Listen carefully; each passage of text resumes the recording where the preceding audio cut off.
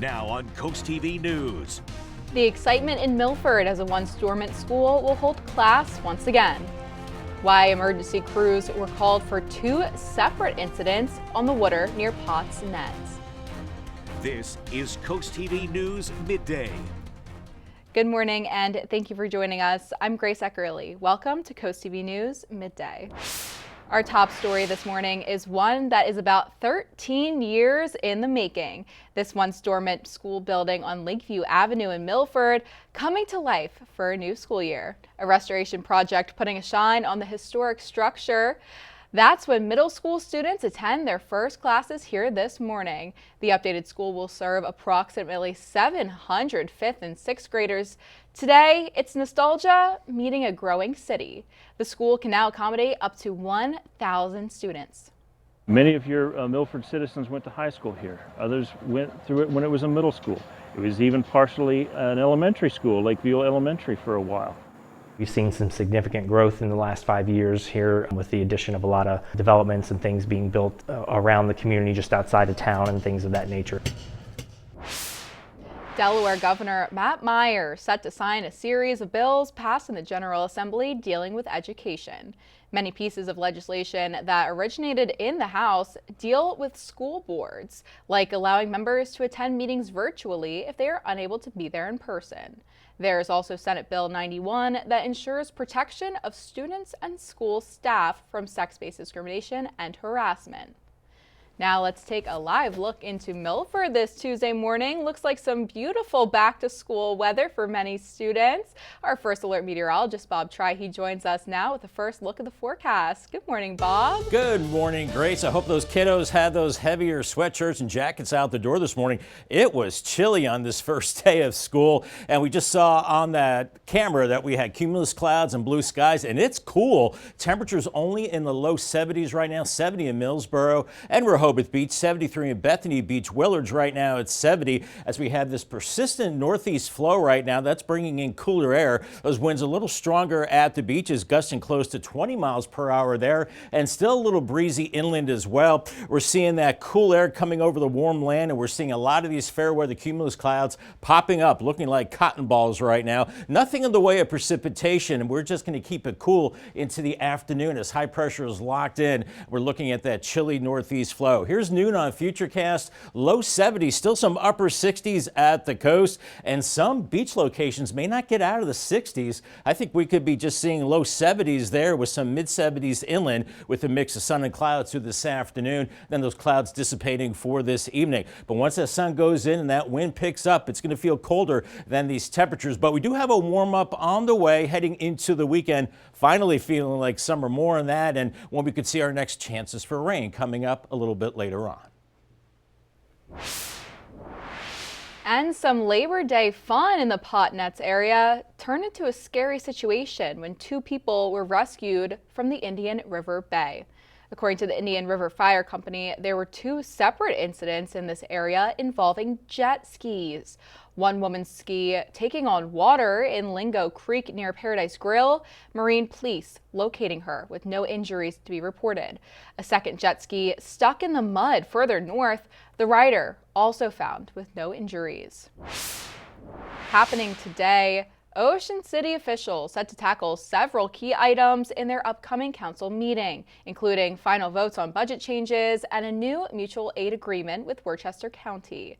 Mayor Rick Meehan and council members will hold a second reading of the fiscal year 2025 budget amendment. Also set for the second reading, a mutual aid agreement with the Worcester County Commissioner and the Worcester County Sheriff's Office. Officials say the agreement would formalize reciprocal law enforcement support between the Sheriff's Office and Ocean City Police. Congress getting back to work today after an August recess as President Trump's policies are under heavy scrutiny. The latest being the upheaval at the CDC and vaccine recommendations. The president demanding that pharmaceutical companies justify their success of their COVID-19 drugs after heads of various agencies slamming the president's Secretary of Health and Human Services, Robert Kennedy Jr. NBC's Alice Barr shows us what you need to know before he testifies before Congress later this week. With cold and flu season bearing down and COVID cases rising, a shakeup in leadership at the CDC, and new restrictive guidelines, drawing confusion about who can get the COVID vaccine.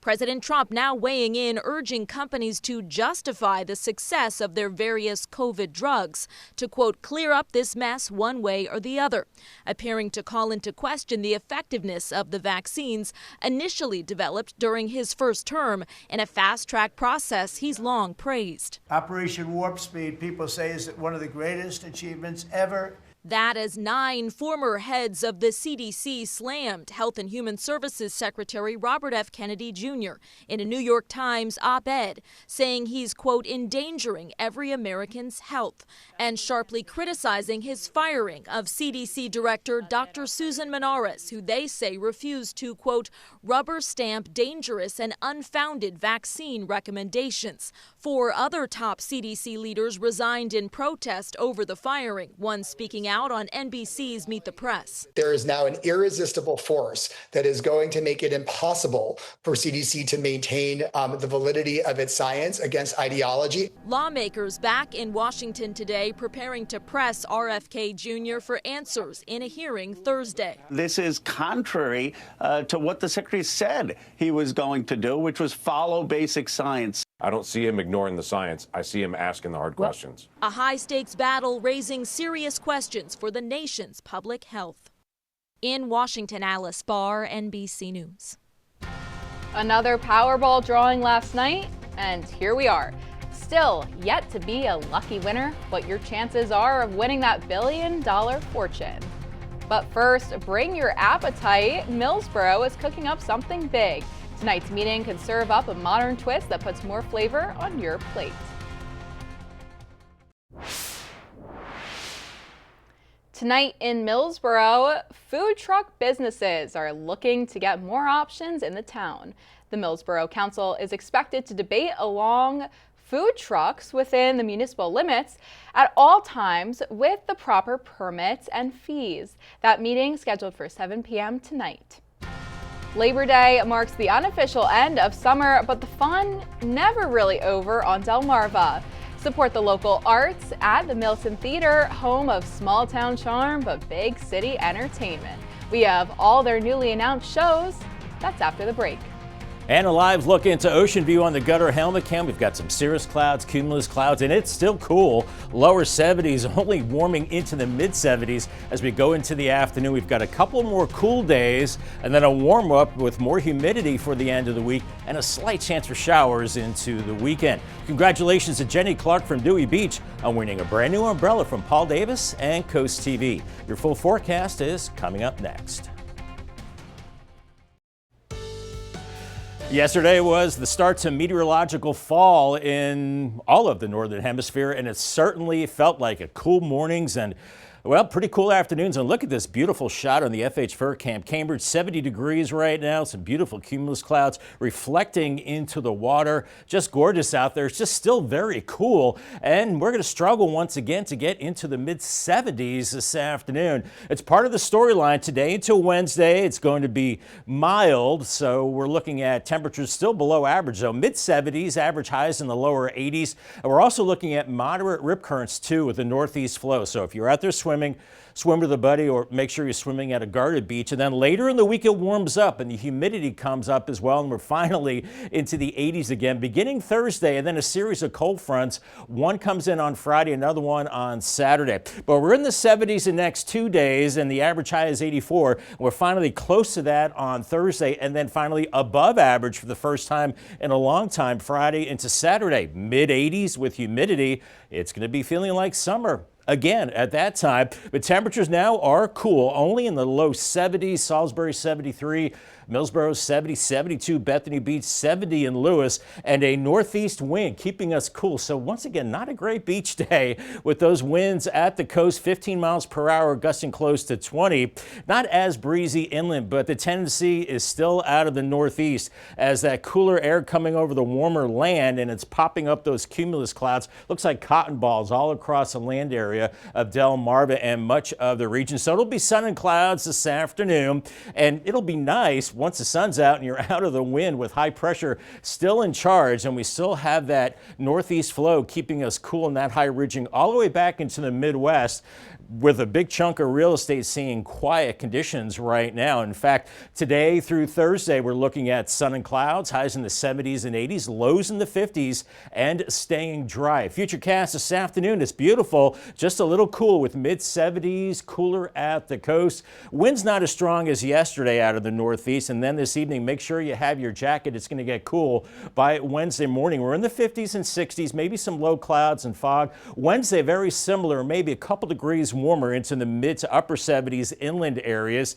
And then moving into Thursday, morning hours we're into the 60s, then finally warming up with a southerly breeze. We're into the 80s by Thursday afternoon, but we're still looking at a northeast breeze that eventually turns around to the south into Thursday, ushering in more humidity. It's comfortable the next couple of days, but then getting humid to very humid by Saturday. And then we're watching a front for the weekend. And right now it's looking like it has meager moisture to work with, but it could trigger a few showers Saturday evening. That's about it. We need the rain, and then it's going to dry out after that. Looking at upper 70s from Seaford to Georgetown today, 72 in Rehoboth, mid 70s from Cambridge to Federalsburg, and then Princess Anne to Ocean City, around 75 to 77. And temperatures gradually warming up in the Paul Davis 7-day forecast, 83 by Thursday, as we kick off football on Coast TV with the Eagles and Cowboys. Mid 80s Friday and Saturday. Saturday is the best chance for seeing showers, and then we're debuting Sunday night football on Coast TV Sunday evening. 76 Sunday, then kind of cool and dry on Monday, and a high of 75. Take a look at this sight on your screen now. This video coming out of Maine last night, an aurora borealis was visible across the northern states. According to the U.S. National Oceanic and Atmospheric Administration, the phenomenon due to a powerful solar storm, and even a shooting star was captured there passing through the sky. I know it's hard to get back into the swing of things after a long weekend, and that's what a little Coast Life is here to help you with. If you tune in at 4 o'clock today, here's what you'll be catching up on. Of course, we've got our dish of the week with our friends at Benvenuto, something mouth-watering, and don't forget, if you tell them that you saw the dish of the week here on Coast Life, you can get 10% off that dish of the week. Also, we're going to be chatting with our friends from Custom Fit 360, keeping you up to date with your fitness journey, giving you some tips and tricks, things that are going to help you work it out. And if you are a wildlife photographer, specifically into bird photography, there's a little competition for you that we're going to be telling you about. All that fun and more is happening today at 4 on Coast Life. We'll see you then. Just announced this morning the schedule at the Milton Theater for its main stage season 2026. Here are some of the performances on the calendar from February through March. A Chorus Line, Grease beginning a month run at the theater starting in July, and a good one for the Christmas season starting in November, Elf the Musical. Another Powerball drawing last night, and still no matches match those lucky numbers. The Powerball jackpot has jumped to $1.3 billion, while the largest prize went unclaimed. At least 2 tickets, one sold in Montana and one in North Carolina, won $2 million. According to the Multi-State Lottery Association, the next chance to win big will be Wednesday night, and the odds of winning 1 in 292 million. More than 51 million Americans report living with chronic pain. In today's Health Minute, Mandy Gaither shows us why the pain you may be feeling is coming from your brain, and how just knowing that may help you find relief. When your back constantly hurts, you may think you know where the pain is originating, but you may also be wrong. All pain occurs in the brain. If your brain doesn't decide you have pain, then you don't have pain. Dr. Sanjay Gupta says he by no means is diminishing pain, but he says humans can do almost anything within reason to the body and not have pain if their brain decides it's not there. On the other hand, he says the brain can also create pain where it shouldn't exist. People who don't have limbs anymore, phantom limb pain, for example, how does that happen? How is the brain creating pain in a part of the body that doesn't even exist? There's a lesson in there, and that is that all pain is in the brain, which is an opportunity, I think, to try and control it. Gupta says the first step to managing chronic pain through your brain is to realize it often comes with baggage. It may be depression, anxiety, poor sleep, or loneliness. Pain is a truly mysterious biopsychosocial phenomenon. We don't know how to measure it, we don't know how to categorize it, but we know that it comes with all these things sort of intermingled. To unlock the brain's power of pain relief, Gupta says lifestyle changes may be in order, including an anti-inflammatory diet, using movement as medicine, meditation, and prioritizing adequate quality sleep.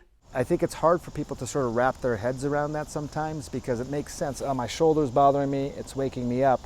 But could it be that your poor sleep in the first place is causing your pain to get worse? That's where the science is really heading. For Health Minute, I'm Mandy Gaither. A live look into Laurel, mix of sun and clouds. We're only topping out in the mid-70s today. Cooler the next couple of days. Then a warm up, more humidity, feeling more like summer for the end of the week. Maybe a shower into the weekend. Call the First Alert Weather Phone. It's sponsored by Brockstead Mandalis Federico. Your 10-day forecast is next. A cool afternoon on the way, especially when the sun goes behind the clouds and that wind picks up. Highs only into the mid-70s. Paul Davis 10-day forecast, 78 Wednesday. And then we're warming into the 80s by Thursday, mid-80s Friday and Saturday. Maybe a few showers later Saturday. And then it's cooling down beginning Sunday. And we're in the mid-70s pretty much right into early next week. Maybe another shower chance by Thursday. Thank you for joining us here on Coast TV News Midday. For more local news and weather, download our Coast TV News app. And don't forget to join us back here at 5 o'clock later this afternoon. Have a great day.